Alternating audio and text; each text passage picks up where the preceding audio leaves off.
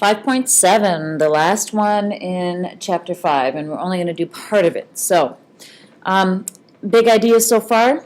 The most recent one that we did in 5.6 was, and this is all pretty much the same that was on 5.6 notes. I just added this on, listing possible rational zeros and then determining which are the actual rational zeros.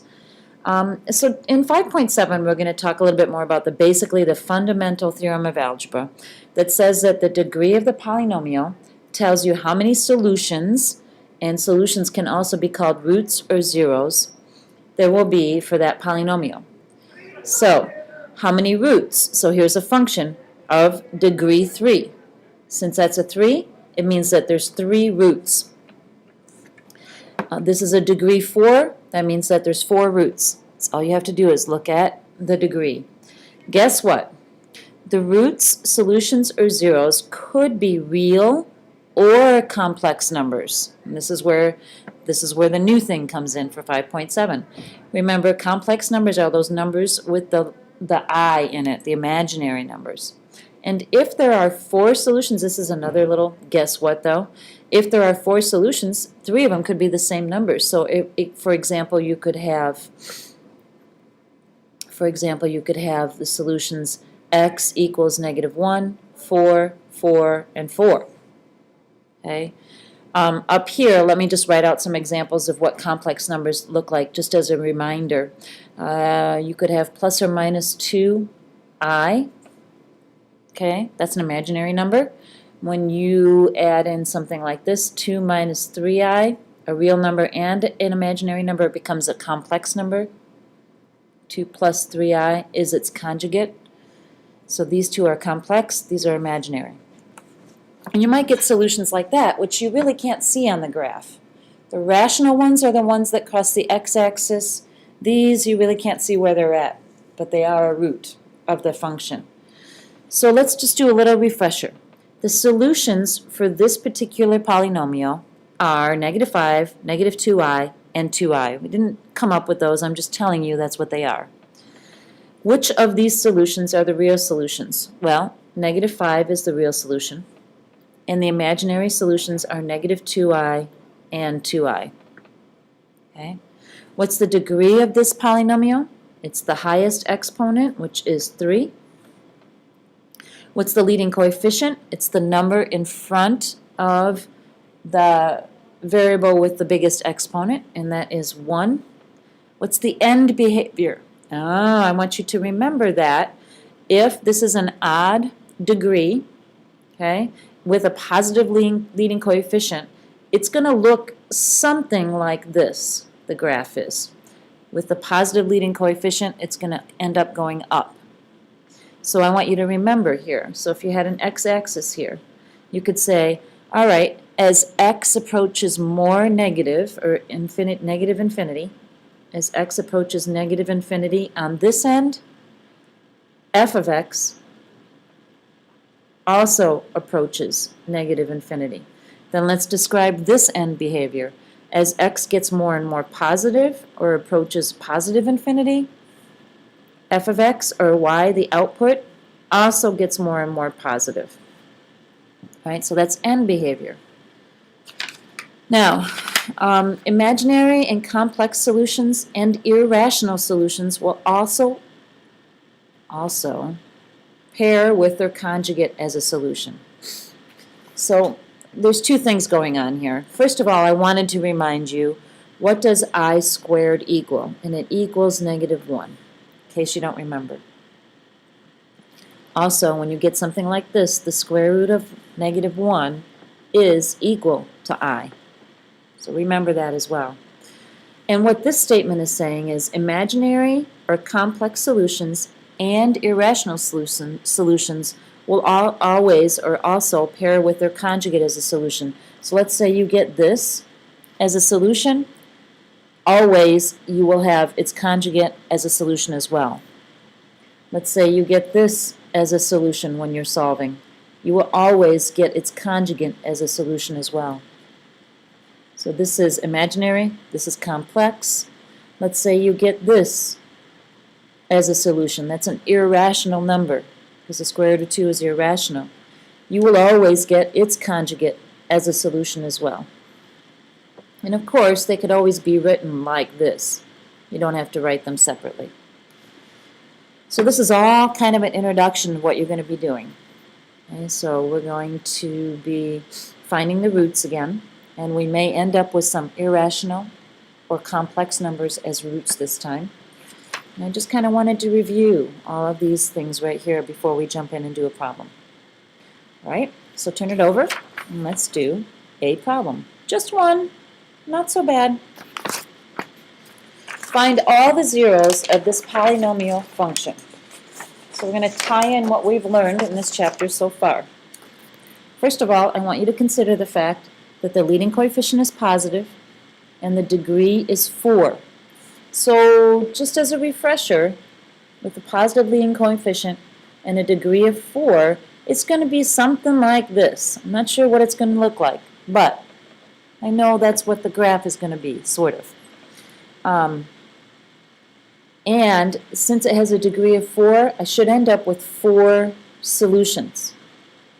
That's what I was talking about here with this fundamental theorem of algebra. That's what it tells me. Now, could have a couple rational solutions and a couple of complex number solutions. We're not quite sure. So the first thing I need to do is I need to find factors of 18, and remember that'll be my P, and factors of 3, which would be my Q. All right, so that's the first thing I'm going to do, number 1. I'm just going to write P over Q here. Factors of 18, there's a lot of them. It's plus or minus 1, plus or minus 2, plus or minus 3, plus or minus 6, plus or minus 9, and plus or minus 18. And all of the P's are going to be divided by the factors of Q. There's only 2, plus or minus 1, and plus or minus 3. So let's simplify our list a little bit, make it a little prettier, so we know some of our options. So 1 over 1 is going to give me plus or minus 1. And then I have 1 over 3. So plus or minus 1/3 is an option. Then 2 over 1 is going to give me plus or minus 2. And 2 over 3 plus or minus 2/3. Okay. Then 3 over 1 will give me plus or minus 3. And 3 over 3 gives me 1, so I don't need that anymore. I already have 1. 6 over 1, so plus or minus 6 is an option. 6 over 3 is 2. I already have 2, so I'm not going to write that down. 9 over 1 is 9, so plus or minus 9 is a possibility. 9 over 3 is 3, and I already have 3. 18 over 1, plus or minus 18. 18 over 3 is 6, and I already have that. So this here is all my possible rational solutions.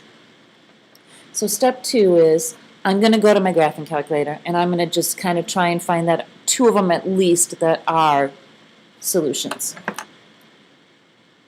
Okay, so really what I want to do from graphing this is I want to definitely be able to get at least 2 solutions that I can tell for sure from the graph and see what happens from there. So the first thing I did was I put it in there, and then I did the standard window. And this is kind of what it looks like. And it's okay. But I think what I'll do is I'll zoom in a little bit and see if I can get a clearer picture of what's going on here. So zoom, and then enter. Let's see if, oh, that's much better. Now I'm going to see if I can get the calculator to help me trace this here. Okay, so what I'm going to do is I'm going to have the calculator help me figure out what these zeros are for sure, and they have to be on this list. I know that. So I'm going to do second calc, and I want a 0. So it's asking me left bound, but I don't see my cursor at all right now, so I'm kind of keeping track of where we are here. It's not quite to 1/2, and I'm thinking that I might not just need to kind of move my cursor until I see it somewhere. Yeah, I'm not seeing it. I'm going the wrong way, so I'm going to go down. I know that x is less than 1 here, so I'm going to go down until I see my cursor. Oh, there it is. All right. So right now, currently it is left bound of that point, so I'm going to push enter. Once I push enter, it jumps above it, and I have to move it up to right bound. I need it up here on the right side. I'm going to push, now I know it's up there, so I'm going to push enter, and it says, okay, I've got both of my bounds. Now do you want me to guess? Yes. So this one is positive 1/3. I know that that's one of my solutions. So I graphed, and I found that one of my solutions, I'm going to write it right down here, is definitely 1/3. Okay? And then I need to find this other one over here. I know I have at least 4 solutions because the degree is 4. So I'm going to go back and I have the calculator 0 again. I'm guessing this is somewhere where x is -2, so I need to get this over there. So I'm going to just kind of move it around. It's getting into the negatives now. I should be able to see it here pretty soon, I hope. No, I went too far. So I'm going to have to zoom out a little bit. I'm going to go zoom out. Okay, I'm going to calculate still. I'm going to try and get this one right here. So second calc. And I think I'm a little bit too high. So let's see if I can bring it down. Oh, there it is. It's going to come down, go around over to my negatives, hopefully. No, it's going the wrong way. I got to get the x's into the negative here.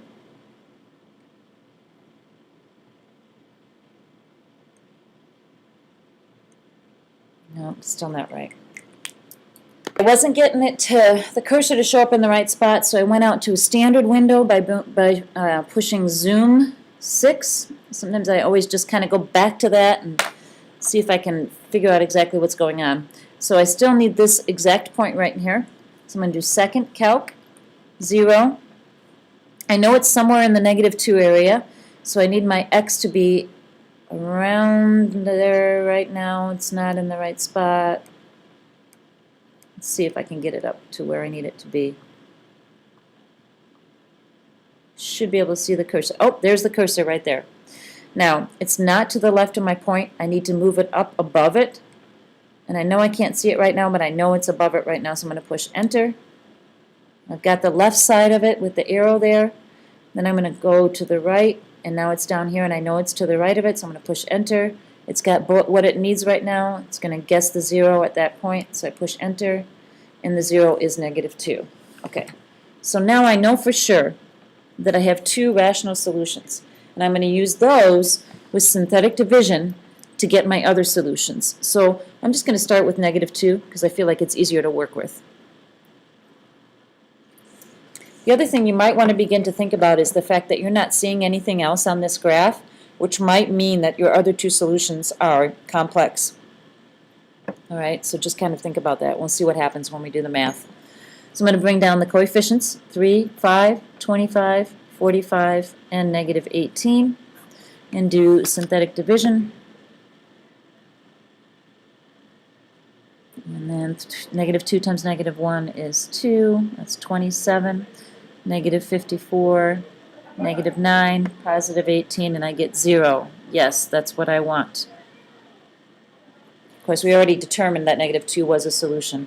So now I'm going to do synthetic division again with 1/3, trying to narrow down the polynomial that I have left to something that I can work with and find out what the last 2 solutions are.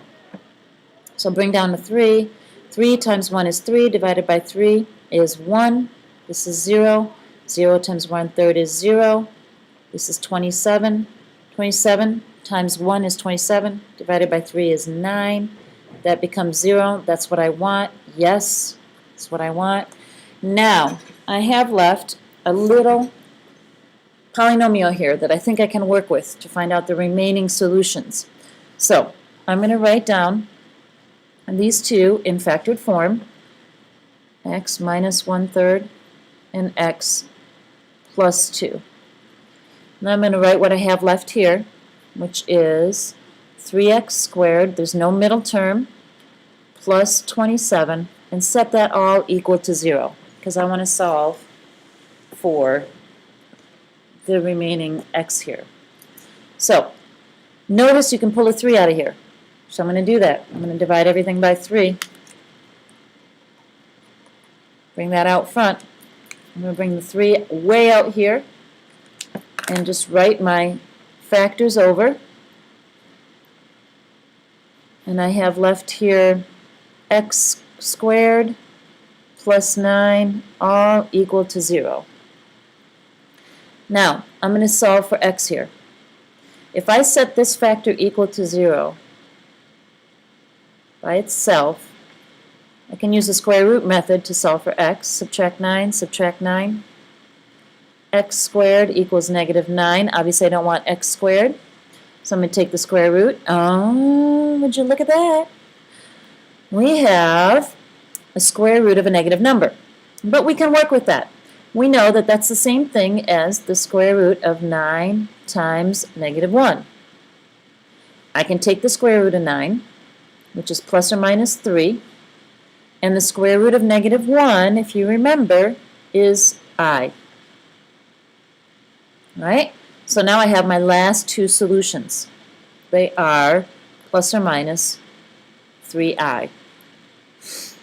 And if I had to write this out in factored form, it would look like this. F of x equals, I'll keep the 3 out front. I'm just getting it from right here. There's a parenthesis there, sorry. X minus 1/3 x plus 2 x plus 3i and x minus 3i. And like I said before, you're always going to have 3i and its conjugate negative 3i. Anytime you have a complex, imaginary, or irrational solution, it will be paired with its conjugate. And so that's all you do here. Use the calculator, get a couple off of there, and show me the rest of it.